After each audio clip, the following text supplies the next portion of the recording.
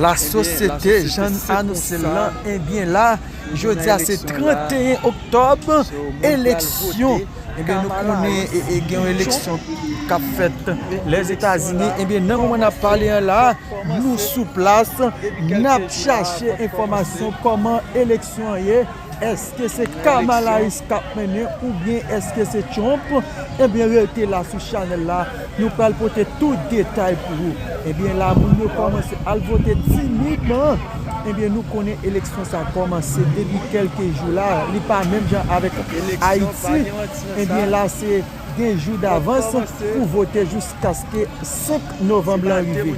Eh bien, la société, nous là, nous sous place là, nous avons checké, nous avons bousqué pour une fois qu'on ait exactement comment l'élection est. Est-ce que c'est Kama qui a gagné ou bien est-ce que c'est Trump qui a gagné? Jean-Noël là, eh bien, nous pas bon mentir, il y a les Trump voulait gagner une bataille là, non Miami là, parce que dans pile de monde qui veut voter Trump, même j'ai des gens qui votent Kamala Harris tout, mais il y a plus de monde qui votent Trump, Jean-Noël là, et puis vous regardez en direct là, pas de mentir dans ça, l'élection a marché, a bien frappé là, moun pral voter timidement, nous connaissons exactement, c'est pas aujourd'hui, jour élection, mais ici, leur fait élection 15 jours avant, pour commencer à voter.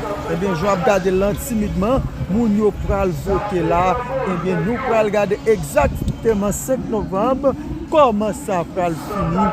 Est-ce que c'est Kama qui pral gagner ou bien est-ce que c'est Trump? Parce que en pile moun campé dehors là, et puis Abdou al voter un tel, c'est comme si c'était Haïti ou la société, bagay là red, non on a parlé là dans Miami. Eh bien, élection red, est-ce que Kama a gagné?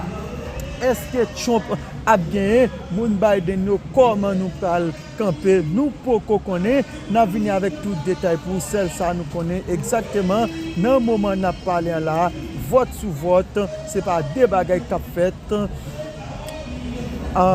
À l'étranger là, la société, nous pourrons jouer tout détail. Restez là, regardez la vidéo jusqu'à la fin. Nous pourrons porter exactement pour vous comment ça y est.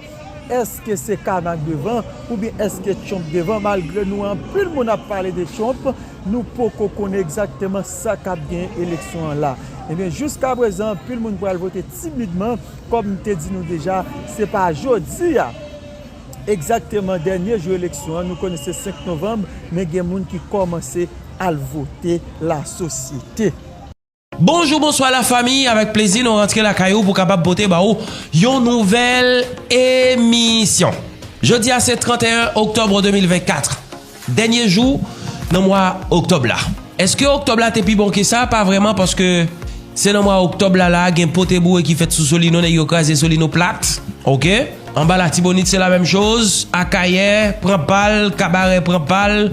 Octobre là t'es venu avec un lot de problèmes. Nous espérons que à partir de minuit, novembre n'a venu avec quelques solutions, mais pas avec problème. C'est parti pour cette nouvelle émission. Nous prenons aller dans une zone qui frappe yo. D'abord, n'a pas entré dans Solino. Dans Solino pour nous dire que bandits vivent ensemble entré dans Solino. Alors, yo progressé. C'est pas yo entré dans Solino parce que yo était déjà dans Solino. Yo kidnappé 5 moun parmi yo, un certain de Jerry. Jerry a yo parlé de bien pile lui de citoyen ça. Mais immédiatement yo prenez d'après information, eh bien yo touye li. Jerry perdit la ville, bagay yo maré dans Solino. Photo Jerry Geton a véhiculé sur internet là, au point que pas mal de gens disent rest in peace Jerry, rest in peace bro, moun Solino pas jamblio. Et puis il y a une photo là, c'est photo yon citoyen, pas connaît dans qui groupe lié non. Alors, information fait quoi que monsieur li dans 4 team Pétionville, eh bien la police a arrêté parce que citoyen ça l'état de connivence avec une série de chefs de gang, avec une série de groupes criminels. Est-ce que c'est la première fois qu'on entend des bagages comme ça, comme si un policier lui-même l'état de connivence avec quelques chefs de gang? Bon, en tout cas moi pas attendez ça la première fois, ça a toujours continué dans la police là. Et c'est ça qu'il faut, ouais, je ne dis à la bataille, la police contre bandits armés, li fait face à un obstacle. Et obstacle ça, c'est des policiers qui ont même toujours, eh bien, dans base gang armé. Capable de gagner débat sur question si là, mais qui t'aime dit nous, si américain, attendez bien, pas décider de faire théâtre avec dossier si là, et sous dossier si là, je pense Haïti capable de bon souffle. Attendez bien, si dans le moment où on a parlé là, les États-Unis décident pour, nous sommes capables de dire, permettre nous aller en souffle, même là, yo pas t'avoyer propre Merwin Slaka yo, mais nous capables de respirer. Attendez bien, Salvador a accepté pour déployer troupes pour soutenir sécurité dans le pays d'Haïti. Situation dans le pays d'Haïti continue à détériorer, marquée par une crise sécuritaire et humanitaire sans précédent. Capitale là qui c'est pas au prince, li désormais théâtre yon bataille acharnée entre forces policières haïtiennes et puis groupes armés qui a exercé un contrôle croissant sous plusieurs quartiers.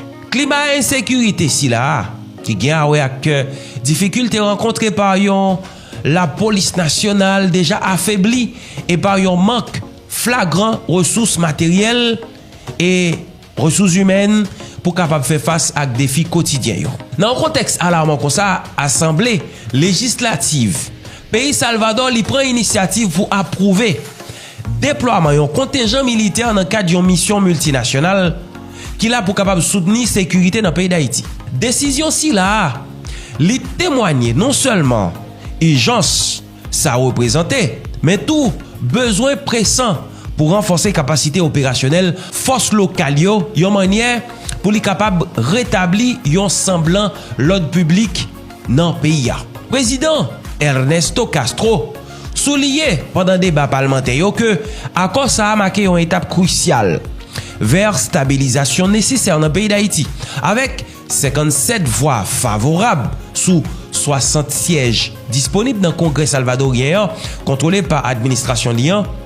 Il paraît clairement que l'initiative si là li bénéficiait largement soutien politique pour les capables d'entrer en application. Capable de gagner un l'espoir sous question pour Haïti, capable de gagner la paix, retourner la dernière avec sécurité et pendant les capable de répondre à besoin population liant, une population qui paraît très vulnérable.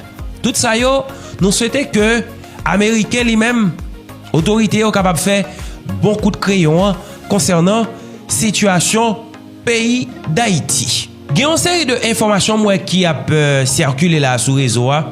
C'est information qui est capable de faire nous perdus. Mais tout de même, gagner dans yo qui est très véridique. Par exemple, gagner Inside Connect Media, il fait un post qui dit, d'après Jacob Johnson, chercheur principal dans le centre recherche économique et politique dans Washington DC, compagnie sécurité Studebaker Defense Group, li bien présent dans le pays d'Haïti et il y a travaillé à titre consultatif pour la police nationale d'Haïti et même pour MMAS depuis fin septembre sous accord Premier ministre Gary Coney, sans yo pas informé Conseil présidentiel de transition. Société américaine si là, gen la dans li en pile ancien responsable Pentagone ak CIA qui t'a participé à planification opération conjointe dans fief vite l'homme innocent 15 jours de ça. Johnston, li fait quoi que quantité exacte agence Studebaker dans le pays d'Haïti rete incertain. Et même ambassade américaine, li même pas informé de contrat si là. T'as causé? Kounya, gagné yon l'autre question. Est-ce que gagner mercenaire dans le pays d'Haïti? Question ça li fait débat.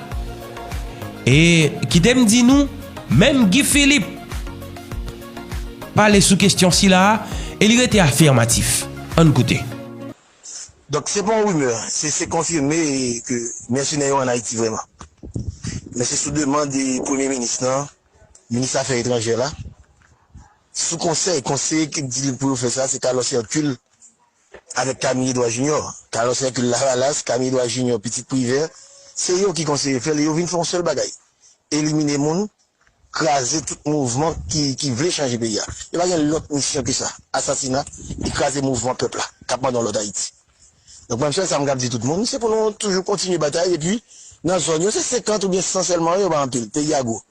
Et puis, nous, 2, 3, 4 machines, quand on a un embuscade attaqué, il n'y a pas aucune base légale dans le pays. Pression dans le pays, son bagage illégal, et son insulte lié pour tout ton peuple. Il fait assassinat. Même mercenaires ça fait assassiner le président, nous, Jovenel Moïse. Je dis là, pour le premier ministre, la ministre des Affaires étrangères, c'est ça, on prend pour retourner dans le pays pour nous faire assassinat. Donc, quelque chose à côté nous, c'est pour tout le monde connaît, c'est pour une embuscade, attaquer parce qu'il n'y a aucune base légale. Le premier ministre lui-même déjà illégal et puis la fond notre bagage illégal encore. Eh bien, question fait polémique là. Tenez bien, il y a un groupe mercenaire américain présent dans le pays d'Haïti depuis plus passé 2 semaines. Ça a soulevé un peu l'interrogation quant à Rolio dans le pays. D'après diverses informations, mercenaire ça yo t'a engagé par Premier ministre Gary Coney sans approbation. Conseil présidentiel de transition, ça qui suscité préoccupation dans mi-temps instance gouvernementale là. Secrétariat général la présidence a adressé une lettre dans secrétariat général la primature pour demander Gary Coney pour présenter mercredi 30 octobre à 14h dans villa d'accueil pour capable faire explication sur situation si là. Cependant, Premier ministre l'a informé que il pas capable assister à rencontre si là, dans une réponse officielle, secrétariat général la primature fait quoi que chef gouvernement contraigne pour capable demander un report réunion si là pendant qu'il proposer une nouvelle date semaine prochaine à convenir avec conseil présidentiel transition. Il est capable de décider sous date ça. D'après un source proche premier ministre là, mercenaires yo sous sol pays d'Haïti pour capable aider combattre insécurité qui gagne dans le pays là. Cependant, nature et engagement et absence transparence suscité un pile inquiétude dans mi-temps population et acteurs politiques yo. Détails sur affaire si là doit clarifier dans prochaine rencontre entre premier ministre avec conseil présidentiel là. Kounya, ça nous ta capable dire tête non peuple haïtien. Si on bagaille comme ça arrivé, c'est peuple haïtien qui toujours dans chaud. C'est peuple haïtien qui toujours dans problème parce que nèg yo là yo prend nèg pour capable ba sécurité. Est-ce que nous comprenons? Yo gen nèg qui pour ba sécurité. Et peuple haïtien lui-même yo la gel nan la police. Est-ce que nous comprenons? Yo la gel nan la police qui toujours au fou et au moulin. Les ronds des autres dans tabac, la police courir dans tabac, Pétionville attaqué.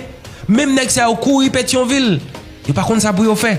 Kounya ouais dans cabaret ou pas qu'à distinguer la police ensemble avec UVD. Est-ce que nous comprenons? Et puis kounya là, gouvernement avec bagay mercenaires si là, si c'est vrai, eh bien, yo presque dit non, peuple haïtien, nous pas sous compte gouvernement encore, nous pas sous compte l'État. Chaque monde dégage ou baille toute sécurité dans le pays ça. Mais seulement souhaiter gon lek à privé, tout haïtien font un choix. Dit pas normal pour nèg yo c'est comme ça. Y a dirigé un pays. Groupe ça a sécurité pâle, l'autre groupe qui sécurité pâle, et puis population en lui-même, et la patauger ensemble avec la police. Hein? Même la police pas de sécurité. Pas besoin de dire nous. Même la police, pas de sécurité, parce que n'a pas vivre 24 heures sur 24 en dans un char. Lors sorti dans char, ou qu'on va la caillou, faut aller la caillou, faut aller madame, faut aller petit tout. Et en pile de policiers yo, famille yo, c'est en bas yo Haïti. N'a pas comprendre. Le 30 octobre 2024, c'était funérailles Miloui Silfoire. Donc nous connaissons Dame ça. Dame ça qui c'est une monde qui passait de présentation sur canal là parce que son forme de courage. C'est une pigo militante. Moi-même moi ouais sur canal là parce que yon monde qui fait de gros déclarations et qui mettait mais li tout dans travail qui a fait et bien sous canal là mais malheureusement projet ça m'ta capable dit li passé comme du vent dans la paille. OK? Et trop de gens revendiquent la paternité de ce mouvement et puis nous arrivons côté nous plus ouais politique là accaparer mouvement si là. J'ai l'impression que Miloui a dit que c'est vrai le mourir mais rêve li pas réalisé parce que Jean Baga la parti là politique là éclipser tout ça que t'es gagné comme honneur dans projet si là. et projet a pas quoi l'a fini parce que journée jodi là soit aller sur canal là ou va avoir plus polémique que l'idée pour être capable de faire un faisceau pour avancer. On a regardé comment ça t'est dans le cadre funérailles Milori Silfra. Ça qui fait pour Bouya, pas qu'à recevoir pouvoir pour ne pas jamais pourri. M'a dévoilé mon secret, c'est pas ça, tout cap bien temps mourir. Mais nous tous, nous gagnons pour nous changer forme dans un petit cadet. Avant de nous battre genoux, les derniers coups de clé on va connaître, parce que les clés on va connaître, monde qui est mort déjà va lever, sortir vivant pour yo pas jamais mourir encore.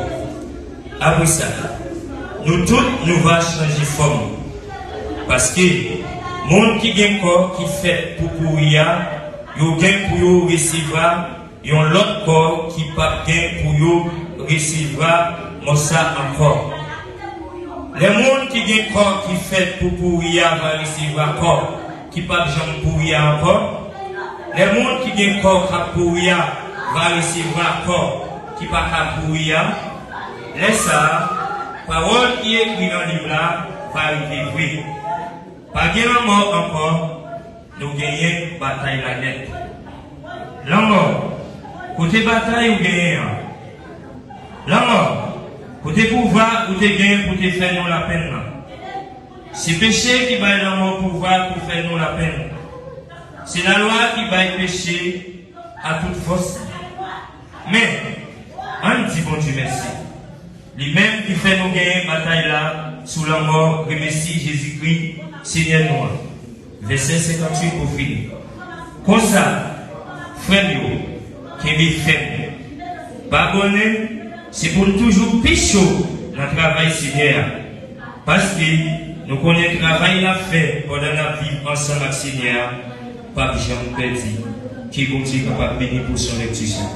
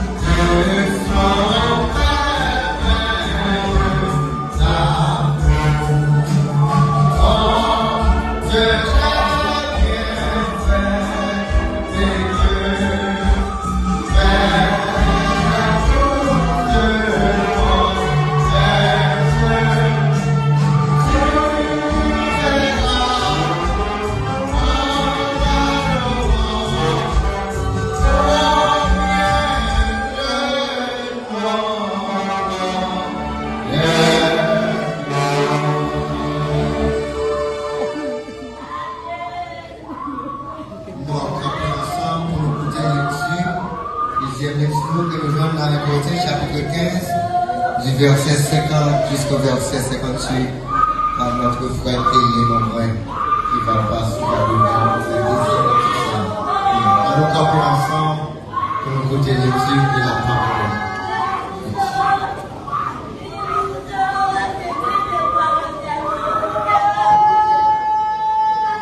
Merci.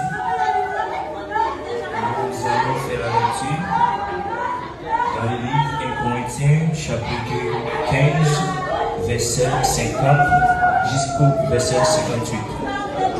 N'appelez-vous comme ça. Même ça m'a dit, frère, tout ça qui fait avion et puis accent qui part de place. N'importe ça qui arrive, une population toujours avec moi. Moi-même, je condamne tête, parce que je ne suis pas malade pour ne pas connaître. Je condamne tête dans cette situation. Mais nous avons dit force, avec courage, la bataille n'a pas encore fini. Nous avons dit tout haïtien est confiant pour que nous soyons capables de l'autre pays dans tête ensemble avec transparence. Merci. Merci.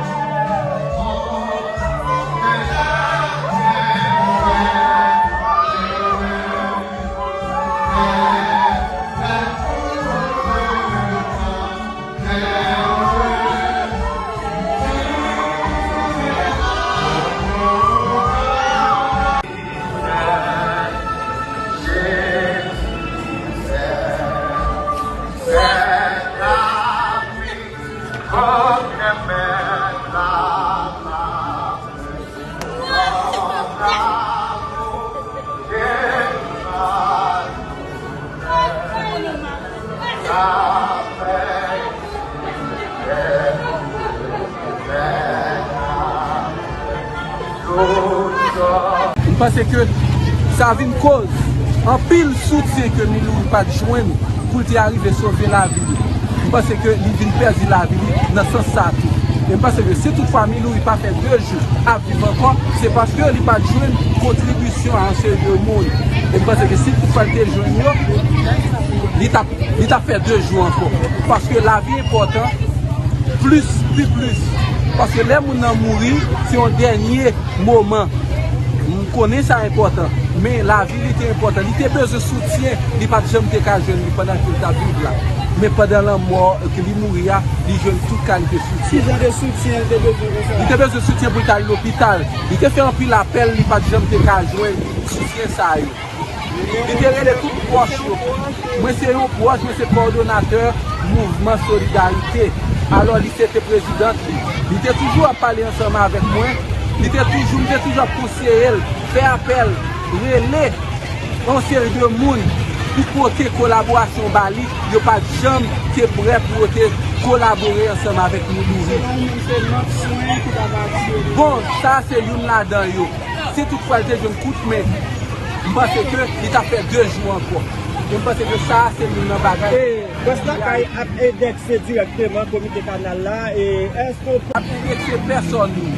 Mais les citoyens de bonne volonté, les citoyens de bonne volonté qui te porter soutien avec nous-mêmes dans le théâtre Solidarité, dans le groupement Solidarité, nous te fait ça, nous connaissons de bon côté pas nous. Mais quand tu viens arriver grave, nous ne pouvons pas supporter encore. Nous te fait appel à une série de monde. Il y a des gens qui ne peuvent pas faire appel, il y a des gens qui ne peuvent pas répondre à des messages qui sont pour les maillots. Parce que je dis, là, vous savez, là, en plus, au présent, dans l'enterrement. En plus, au présent, dans l'enterrement. Le message avec le film, c'est tout le monde a envie, il y a des problèmes de maillots, mais les nourris, c'est des plus de monde, il y a des messages avec nous, ça vous encadre, vous ne connaissez que les vivants. Bon, là, important, même si nous faisons solidarité avec nous pendant le mourir, nous faisons solidarité pendant le vivant. Nous avons grâce, sacrifice qu'on a fait pour nous pendant le vivant, qui a permis de sauver la vie. Pour autant, on va dépenser millions pendant ce temps que nous mourons. Et dernier mot de réconfort qu'a voyé pour rester participant qui a travaillé sur le canal là. Bon, ma vie, on peut faire, par la guerre, ensemble nous forts, on quitter mauvais souvenirs, on oublier division, on oublier chien manger chien, on oublier ça pour mettre tête ensemble.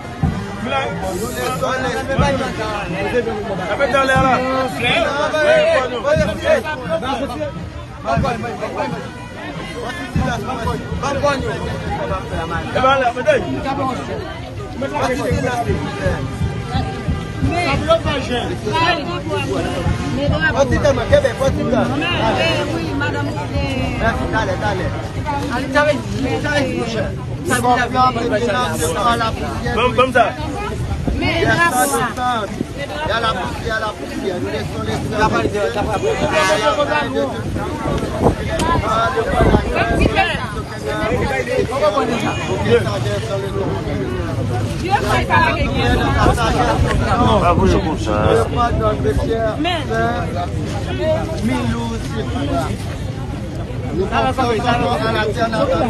Dossier en pile, oui, là, peuple haïtien. Je ne dis à là, et pas oublier, nous sommes le 31. Eh bien, dans 4 à 5 jours, c'est élection dans le pays États-Unis. Mais déjà, il y a un vote anticipé. Grand pile état là, à côté que gagne monde qui a voté. Mais bagay yo pas, je ne suis pas capable d'imaginer à nos peuples haïtiens. Moun yo serré, oui.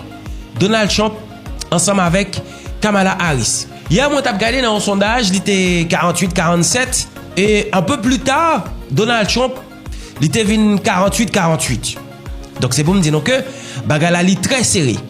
Mais pendant campagne là, gagné un proche de Donald Trump qui fait une déclaration concernant les Portoricains. Donald Trump, ça fait du bien à Donald Trump parce que nek ça c'est dans ça, yo prend plaisir. Mais Joe Biden, il fait une, est-ce que c'est une erreur parce que il a le répondre pendant li défend et portoricain yo, et il dit que les proches de Donald Trump c'est fatrayoye, c'est ordure. Kounya bagay ça vient créer une polémique. Comprenez? Attendez bien oui. Biden oui qui fait déclaration ça, disant que eh bien les partisans de Donald Trump yo c'est ordure. Eh bien bagay ça entraîne en campagne Kamala Harris. Kounya qui s'est passé, Kamala obligé de prendre distance face à propos controversé de Joe Biden. Parce que si là entre dans logique, si là ça yo entre dans logique polémique, bah là doit pas bon pour Kamala Harris. Est-ce que nous comprenons? Tenez bien. Candidate démocrate à la présidence actuelle et qui c'est vice-présidente Kamala Harris, lui-même lui obligé font gens là pour démarquer par rapport à récents propos polémiques de Joe Biden. Si là qui qualifiait partisan Donald Trump de déchet. En réponse à qui on blague raciste, un comédien portoricain, Harris insistait sur l'importance d'un discours unificateur et rappelait engagement envers tout Américain, quelle que soit affiliation politique.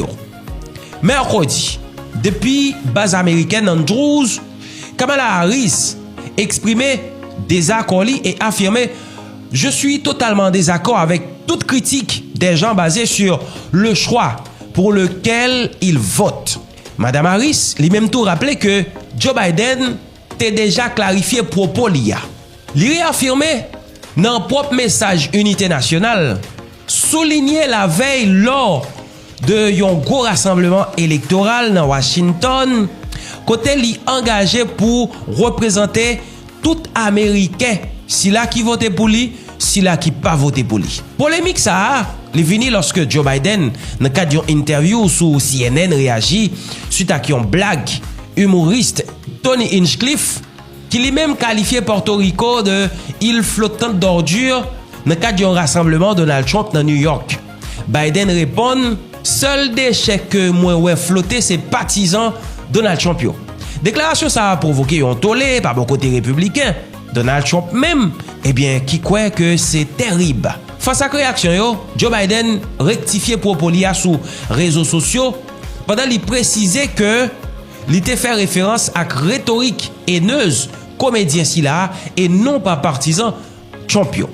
Mais Maison Blanche lui-même tout modifié transcription officielle entretien si là pour indiquer que Biden a critiqué propos Tony Hinchcliffe et non pas supporter Trump yo. Là il prend distance li, Kamala Harris réaffirmé soit pour capable diriger pays si là avec un message unité et avec respect.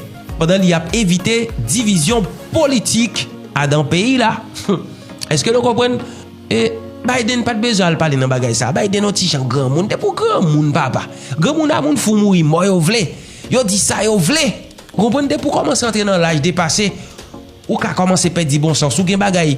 C'est là où fin deal et puis ou prendre nous compte que ou te deal. Nous pas de besoin entrer dans logique si là. Eh bien, débat yo commencé à enflammer dans le pays États-Unis. Pour l'instant, personne pas capable de dire Kamala Harris a bon et personne pas capable de dire tout Donald Trump a bon. Quand il y a un grand message m'gagné pour un pile haïtien qui dans le pays États-Unis. Songez, Donald Trump te dit que s'il pas bon, il est capable de faire un pile des autres. Nous-mêmes, pas oublier côté code n'a plimé pour le pas passer là. Attendez bien ça me dit nous oui.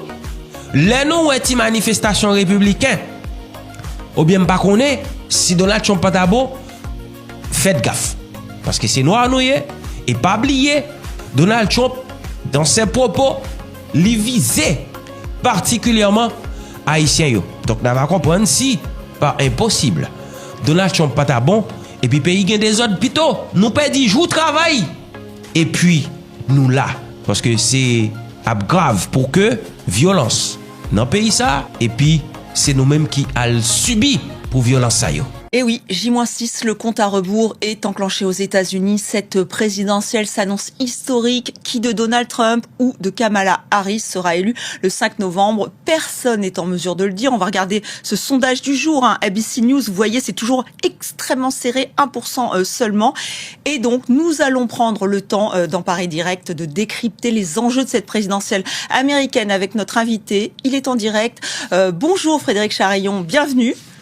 Merci. Bonjour. Vous êtes politologue, spécialiste des questions internationales, et j'ai vu cette question que vous posez dans un article pour l'Opinion. Quelle Amérique la semaine prochaine? En fait, le suspense est entier, personne ne peut se prononcer. Non, bien sûr, parce que d'abord il y a un système.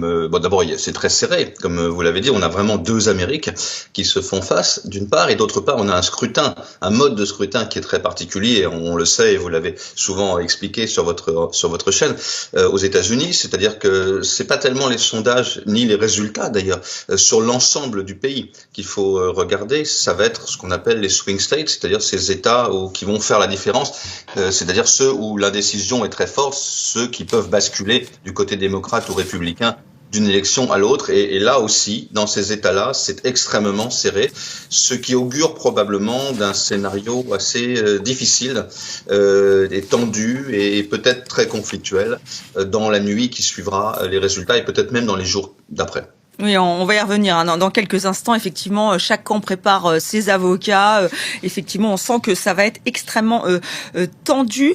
Les politologues américains disent quand même que ça serait Donald Trump, vraiment à très très peu de voix.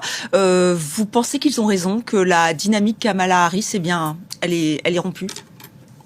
Elle est rompue, elle est pas véritablement rompue. Disons que l'élan de départ ne s'est pas prolongé complètement et le doute est revenu. Alors, les politologues américains ne disent pas tous cela. Je sais que le journal britannique, cette fois The Economist, qui a un modèle toujours extrêmement précis de prévision, penche maintenant très très légèrement vers Trump, effectivement, en disant il a 53-54% de chances de l'emporter. Bon, en réalité, on ne le sait pas parce que d'abord il y a eu des votes qui ont été placés par avance. Il y a des votes anticipés. Il y a ensuite la question du déplacement effectivement des physiques des gens. Donc c'est très difficile à dire.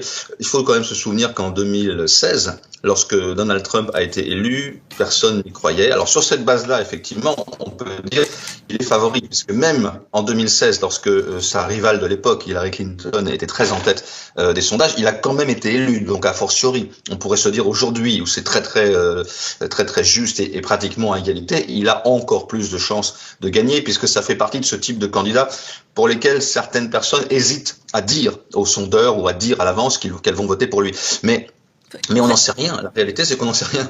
Et oui, on n'en sait rien, et c'est aussi pour ça que c'est passionnant, et c'est aussi pour ça que France 24 veut vraiment décrypter ce qui se passe. Alors on va revenir, vous restez avec nous évidemment, Frédéric Charaillon, sur la dernière prise de parole, ce dernier meeting de Kamala Harris. Elle avait choisi un endroit très symbolique, vous l'avez vécu sur notre antenne évidemment, c'était hier soir à Washington, et Kamala Harris, elle a choisi de retourner à l'endroit même où Donald Trump s'était exprimé le 6 janvier 2021, et vous vous rappelez qu'ensuite il y a eu l'invasion du Capitole. C'était un réquisitoire vraiment de Kamala Harris. On voit cela avec Gaël Fonseca. Des dizaines de milliers de personnes réunies à 2 pas des colonnes emblématiques de la Maison-Blanche. Dans ce lieu lourd de sens où Donald Trump avait harangué ses partisans avant qu'ils ne partent à l'assaut du Capitole le 6 janvier 2021, la candidate démocrate, elle, a promis aux États-Unis un avenir plus glorieux. Dans 7 jours, nous avons le pouvoir.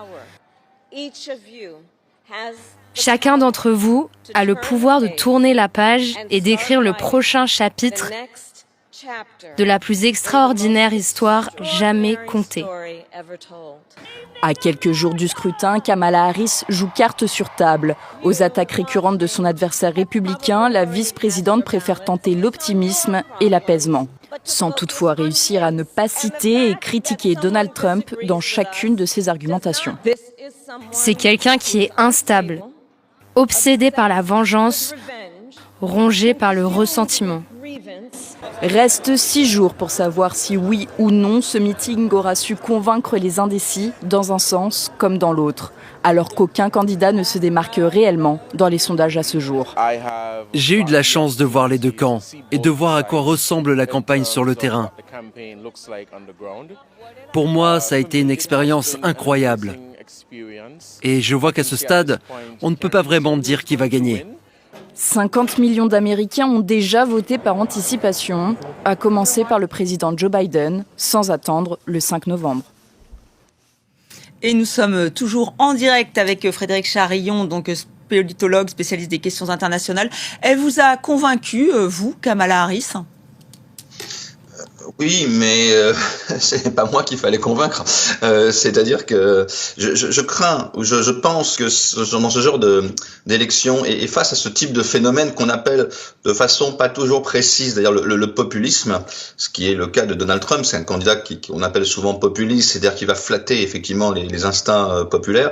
Je crois que plus on leur tape dessus, plus ça les renforce. C'est-à-dire que nous avons affaire à une dynamique que peut-être d'ailleurs les démocrates libéraux n'ont pas encore comprise malgré des années et des années de montée de ce type de candidats. C'est-à-dire que à partir du moment où on les met au centre du jeu, où on en fait des vedettes, on en fait aussi des victimes du système. Et plus on les critique, plus on dit que ce sont des tyrans, plus ça les fait monter. Et oui, donc, justement, Frédéric Charillon, je me permets de vous interrompre parce qu'en fait, hier, il n'y avait pas vraiment de vision de Kamala Harris, ni elle ne parlait pas non plus vraiment de son programme. En fait, tout était focalisé sur Donald Trump pour le critiquer, instable, esprit de revanche. Est-ce que c'est vraiment la bonne stratégie ?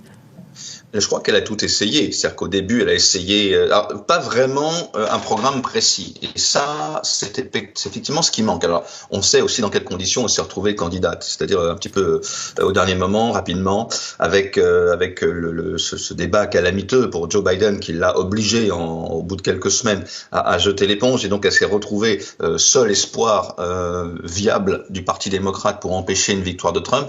Donc, peut-être que le programme n'a pas été élaboré depuis longtemps. De toute façon, ce qui est certain, c'est que les démocrates ne s'y sont pas bien pris. D'abord parce que la question de l'âge de Biden était quand même prévisible. Les difficultés qu'il avait, même dans la mobilité, même si ça reste probablement, à mon avis, un excellent président et quelqu'un qui a parfaitement tenu le pays dans des moments très très difficiles. Et je pense pas du tout qu'il soit ni sénile ni quoi que ce soit, mais il y a une image de fragilité, que l'on voyait monter. Ensuite, on est allé chercher Kamala Harris au dernier moment. Tout ça était un peu précipité. Donc le programme, évidemment, n'a pas été très précis. Cela dit, de l'autre côté non plus. C'est-à-dire que du côté de Trump, on a des slogans, on a des insultes, ce n'est plus une élection sur des programmes. Et malheureusement, ce n'est pas qu'aux États-Unis. C'est-à-dire qu'on voit de plus en plus dans le monde des élections qui se jouent sur TikTok, qui se jouent sur les réseaux sociaux. Voilà. Oui, d'ailleurs, les deux candidats avaient choisi ces médias non traditionnels, enfin ces médiums d'ailleurs, plutôt pour s'exprimer et parler à leurs électeurs. Pour revenir sur le lieu qu'elle avait choisi, parce que là aussi, on sent bien qu'il y a une envie de rappeler que l'Amérique peut basculer, que la démocratie peut aussi vaciller. Là aussi, est-ce que c'est une bonne tactique ? Parce que là, ça renvoie évidemment au 6 janvier 2021, à l'invasion du Capitole, à ces images qui ont frappé les esprits. Là, elle choisit le même endroit, c'est pas un hasard. Non, parce qu'en fait, je crois qu'il y a deux stratégies différentes dans ce type d'élection. Bon, c'est un système d'abord bipartisan aux États-Unis, même s'il peut y avoir de temps en temps des candidats petits qui se greffent là-dessus. Mais enfin, ça se joue entre deux blocs, démocrates et républicains. Il y a deux stratégies possibles. Soit on essaye de jouer au centre et d'essayer de convaincre un peu tout le monde, d'être un candidat de consensus, ou alors on essaye de bétonner, si vous me permettez l'expression, son propre camp pour faire le plein des voix. Aujourd'hui, il semble que ce que Kamala Harris essaye de faire, c'est maintenant de faire le plein des voix. Elle a à un moment essayé d'être une candidate de consensus. Elle parlait de la joie, d'une candidate de la joie, d'une candidate un petit peu de la détente et de la concorde aux États-Unis. Là maintenant, elle essaye davantage d'avoir vraiment tous les potentiels électeurs du Parti démocrate avec elle, parce que c'est ça, semble-t-il, qui pose problème. C'est-à-dire que vous avez des électeurs aujourd'hui qui traditionnellement votent démocrate et qui n'ont pas envie de voter pour elle. Et ça, c'est un vrai problème. C'est-à-dire que vous avez deux dimensions, toujours, la dimension partisane, c'est-à-dire est-ce qu'on se sent plutôt démocrate ou plutôt républicain, ça c'est une première chose. Puis après, vous avez la dimension personnelle, c'est un duel qui est extrêmement personnalisé entre deux personnes, entre deux individus. Et il semblerait que dans le propre camp démocrate, il y a des gens qui n'iront pas voter pour Trump, mais qui n'iront peut-être pas voter pour elle non plus, qui pourraient s'abstenir. Oui, et ça, c'est son problème aujourd'hui. Oui, on va y revenir effectivement sur le vote des minorités, et avec certains choix ou pas. Et d'ailleurs, elle essaye, Kamala Harris, de récupérer le vote des portoricains, enfin des personnes d'origine de Porto Rico, après cette polémique que nous avons suivie sur l'antenne et que vous avez dû suivre aussi. C'était cet humoriste qui a traité l'île d'ordure. Donald Trump, lui, essaye maintenant d'arranger tout cela. On va regarder effectivement ce reportage pour revenir sur cette polémique liée à Porto Rico, qui va à bientôt arriver. Donald Trump, acclamé par ses partisans à Allentown. Dans cette ville de Pennsylvanie à majorité hispanique, le républicain promet le meilleur avenir possible aux Latinos, une communauté qui, selon lui, le soutient plus que jamais. Nous battons tous les records, les hispaniques, les latinos. Personne n'aime plus que moi notre communauté latino et notre communauté portoricaine. Personne. Un moyen pour Donald Trump de masquer une polémique qui ne fait qu'enfler depuis dimanche. Lors du meeting du milliardaire à New York, l'humoriste texan Tony Hinchcliffe avait qualifié Porto Rico d'île flottante d'ordures.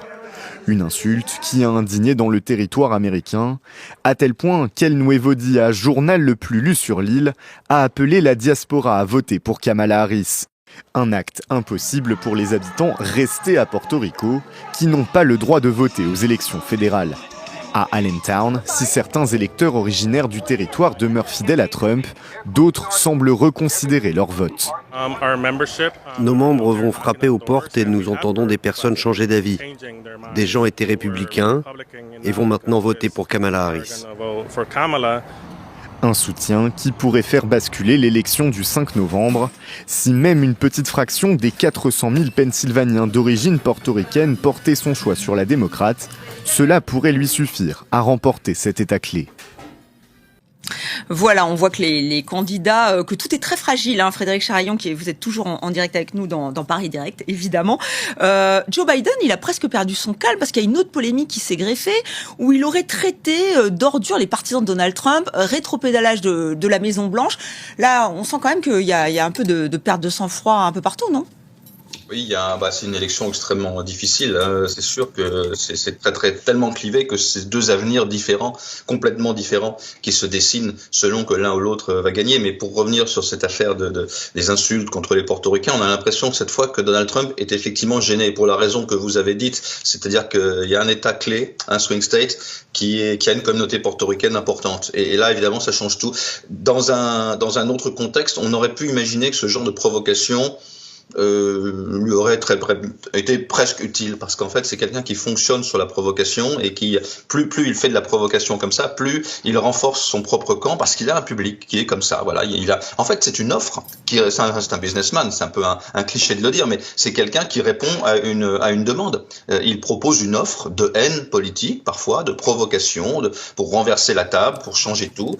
Et il a un public qui est en demande de ça. Donc d'habitude, ce genre de provocation non seulement ne le gêne pas, mais le sert. Là, effectivement, il y a eu un couac dans cette mécanique, c'est que il y a cet État clé avec cette communauté portoricaine, et là, ça l'embête beaucoup. Mais sinon, c'est sa rhétorique habituelle, bien sûr.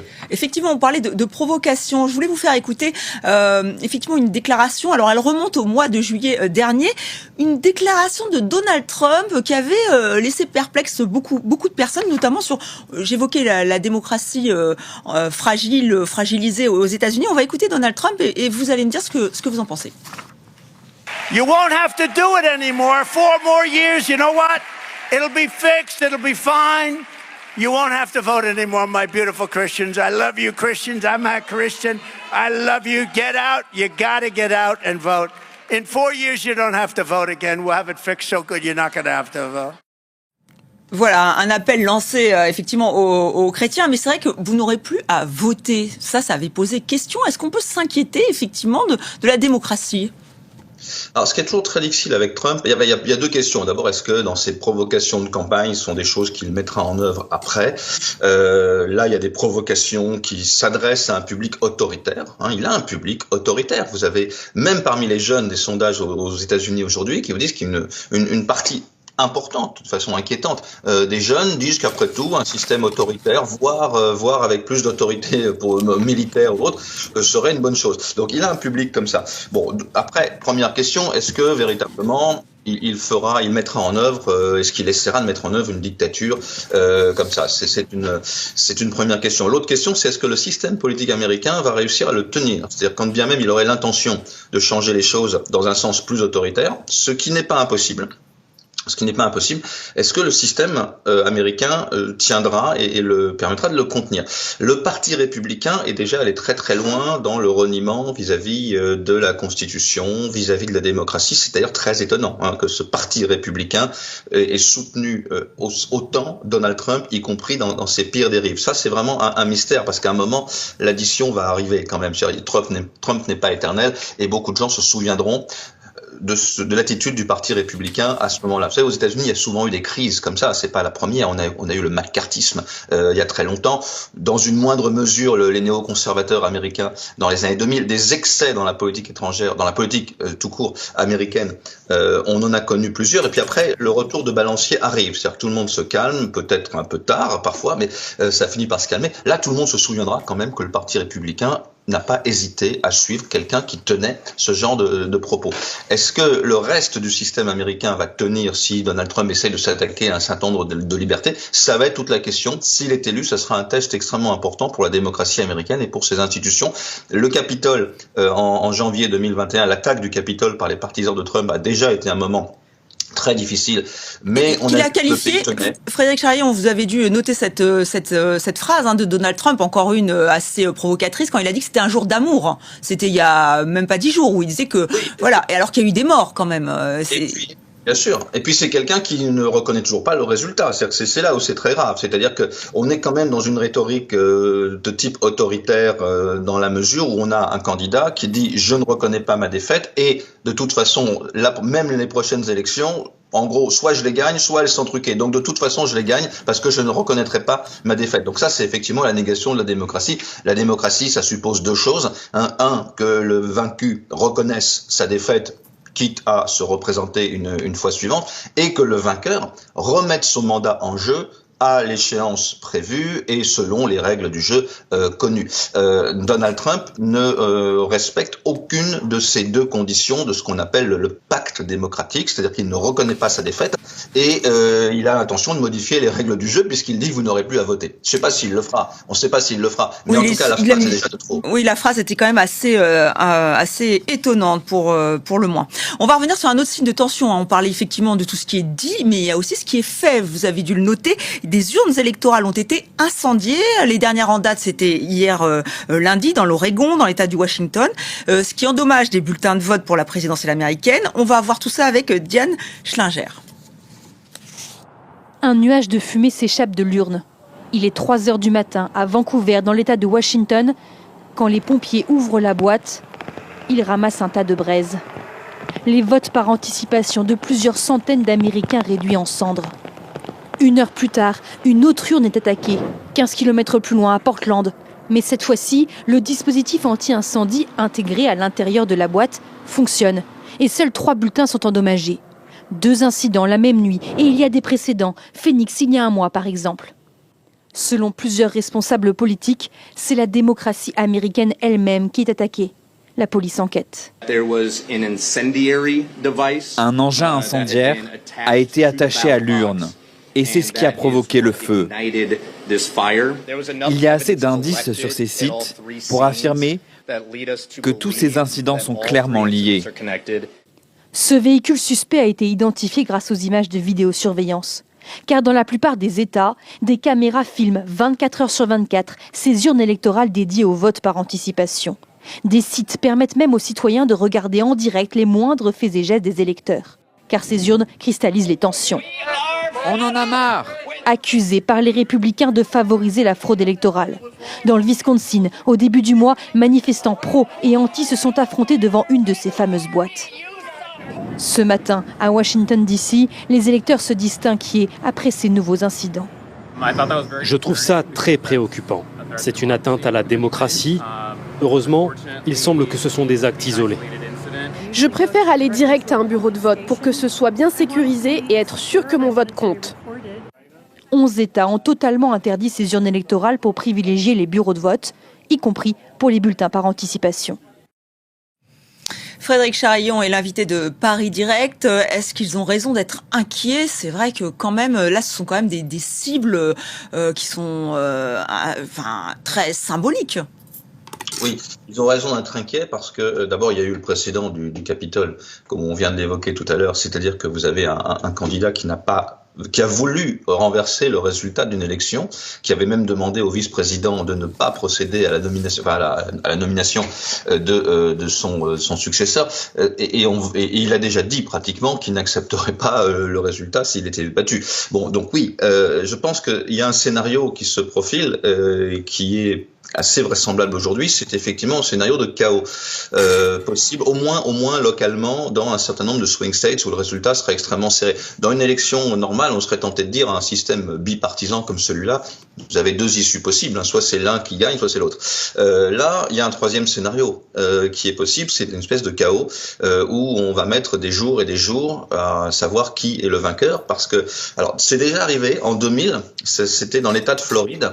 Ça a duré très longtemps. C'est l'élection à l'issue de laquelle le président George W. Bush a été finalement proclamé vainqueur. C'était déjà extrêmement... C'était déjà compliqué parce que l'État clé, c'était la Floride, qui était gouvernée par son propre frère. Bon, donc on n'était déjà pas très sûr que tout était en bonne et due forme. Mais là, cette fois, il y a plusieurs swing states et je crains qu'il va y avoir des attaques, qu'il va y avoir des violences. Qu'est-ce qu'on fait dans ces cas-là? Imaginons que vous ayez le jour du vote des urnes et des bulletins qui sont détruits. Vous avez une attaque d'un bureau de vote ou plusieurs bureaux de vote par des partisans de l'un ou de l'autre. On pense plutôt à Donald Trump, effectivement, du fait qu'il y a eu ce précédent du Capitole, mais qu'il y ait des violences, qu'est-ce qu'on fait dans ces cas-là? Ça peut durer très très longtemps, ça peut se jouer en justice après, c'est très difficile de faire revoter dans un État. Il y aura un climat de tension et de chaos extrêmement dommageable pour la démocratie américaine, qui ne sera pas perdu pour tout le monde d'ailleurs dans le monde, parce que vous avez un certain nombre de régimes autoritaires qui seront assez heureux de montrer ça du doigt en disant regardez, c'est ça la démocratie américaine. Donc risque de chaos, beaucoup d'incertitudes, vous nous le rappelez. Je voulais juste terminer effectivement ce décryptage avec cette séquence, avec cette œuvre d'art, qui est effectivement assez étonnante, que j'ai trouvé assez étonnante, c'est-à-dire une œuvre d'art qui représente un étron, on va le voir, et qui a été déposée devant la Maison Blanche. C'est une œuvre en bronze qui est en hommage, qui est carrément en hommage aux émeutiers qui avaient effectivement déféqué dans le bureau de Nancy Pelosi. On va la voir dans quelques instants. La sculpture, on l'a pas. Comme ça, vous irez la voir. Je suis sûre que ça va susciter votre intérêt. Et elle est autorisée. C'est là tout le paradoxe. Ou quelque chose qui peut nous paraître surprenant à nous Européens? Oui, mais enfin, on n'en est plus à ça près. C'est-à-dire aux États-Unis, on voit quand même des choses étonnantes. Ce qui est assez frappant, c'est quand même le nombre de lignes rouges qui ont été franchies. Alors, d'abord, il y a la violence de cette campagne. Il y a eu plusieurs tentatives, apparemment, en tout cas d'assassinat contre Donald Trump. Il y a Elon Musk qui offre $1 million chaque jour à quelqu'un qui signe une pétition pro-Trump. Maintenant, il y a ça. On franchit toutes les lignes rouges. Et effectivement, ce n'est pas un bon signe pour la démocratie. Donc, c'est pas être anti-moderne que de dire cela, parce qu'on peut être ouvert à des évolutions aussi bien technologiques que symboliques. Mais là, on voit qu'il y a quand même une dérive. Et ce genre de dérive va quand même conforter les partisans d'une vieille Amérique dans leur vote de Donald Trump. C'est assez possible. Et voilà, merci la famille. Comme toujours, un maximum de commentaires, un maximum de partage. Moi, dis à mes amis proches pour capable abonner à la chaîne. C'est là. Et puis, pas oublier nos petits pouces bleus pour nous dire que vous appréciez le travail. Puis après, qu'est-ce qu'on dit? À la prochaine!